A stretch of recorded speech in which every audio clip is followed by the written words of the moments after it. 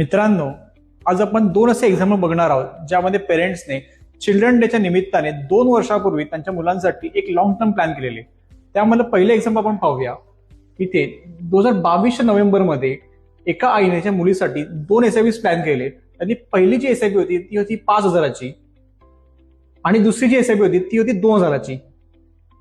So after 2 years तुम्ही इथे बघू शकता की त्यांना इथे 22% रिटर्न भेटतो आहे.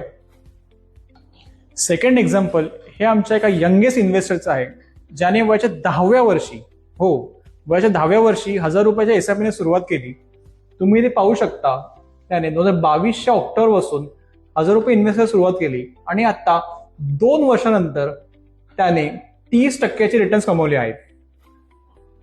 सो येणाऱ्या चिल्ड्रन डेच्या निमित्ताने आजच तुमच्या मुलांच्या फ्युचर गोलसाठी इन्व्हेस्टमेंट प्लॅन करा आणि त्या इन्व्हेस्टमेंट प्लॅनिंगसाठी वेल्थ लाईफला नक्की संपर्क साधा. थँक्यू.